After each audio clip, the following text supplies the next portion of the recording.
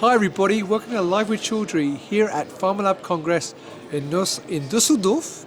I'm delighted to be joined with Guillermo Sanchez and Koen Maritz. Perfect. Oh, I got it right, hallelujah.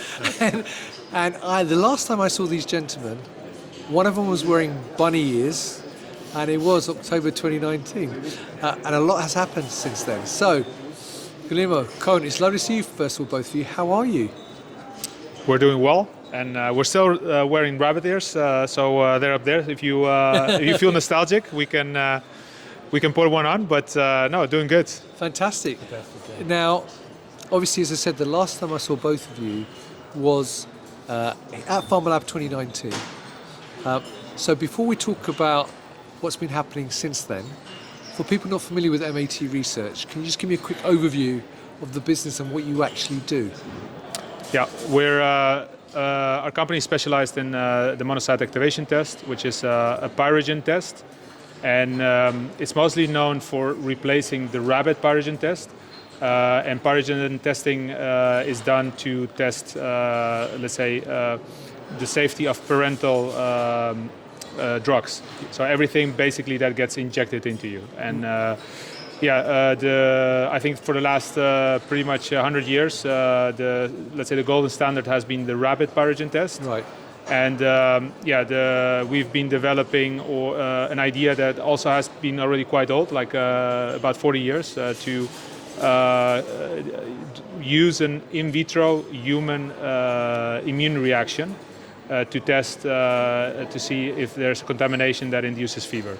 And so this has been the basis how we started our company, and now basically we have expanded to providing a full sort of like testing platform, which comprises of not only reagents like kits and such, but also automation, robots as you see here, software, and let's say consultancy and everything needed to basically do pyrogen testing. So you become a one-stop shop, basically. Pretty much, yeah. Fantastic. Now, thank you for that overview. Now, as I said, the last time I saw you was back in 2019, at the end of 2019. Obviously, a lot has happened globally since then. We've had the pandemic. Hopefully, we're now easing out of it. So, how did that impact the business, and what have you been doing since then to now? Yeah, I mean, obviously, the demand for vaccines has risen exponentially, and with that, the interest in, let's say, technology and methods to do faster testing. Besides that, for us, this industry is quite steady in development. So we've used the time to further develop our platform and our portfolio. So we've seen an increased demand and interest towards the future to test all these new vaccines that are coming on the market. So you can see there's a general sort of like renewed interest that was there, but vaccines are accelerating again. And next to that, obviously, there's all these personalized cell therapies and let's say advanced therapies that require testing and that come with their own logistical sort of like challenges. And we've seen also that market has also, due to the pandemic, monoclonal antibodies has let's say grown exponentially. So for us, it's been good. Yeah, it's been let's say positive. Obviously, we're not happy that there was a pandemic, but it is. Sure, I understand. But you're there to help people, of course. Yeah. Now, obviously, this week here at Pharma Congress, what have you been talking to delegates about? Yeah, it's been together with Koen. Koen has done a presentation. We've had an initiative, and maybe Koen can talk a little bit around developing, helping companies transition and tell a bit more. And we've introduced a couple of new products, which maybe Koen can tell a little bit more. Sure. So I'll just hand over the mic then. Yeah.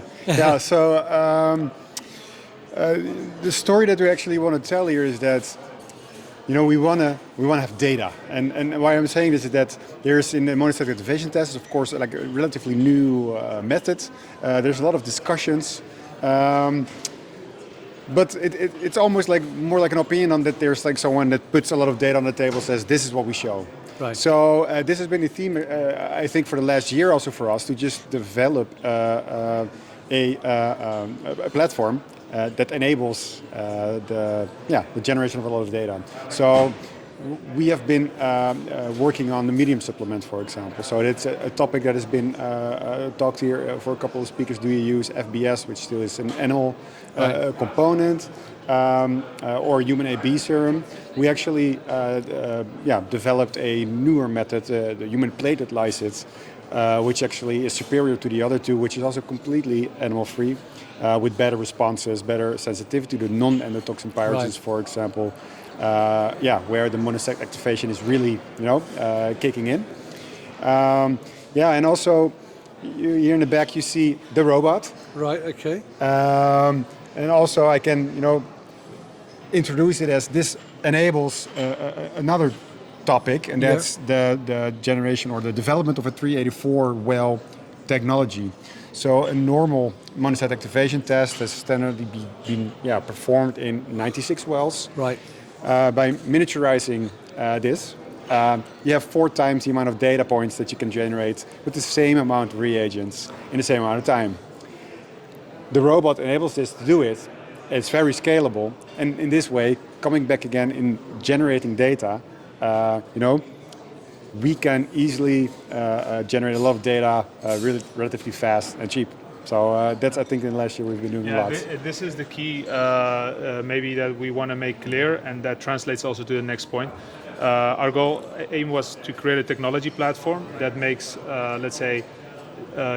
generating data scalable, affordable and fast. Right.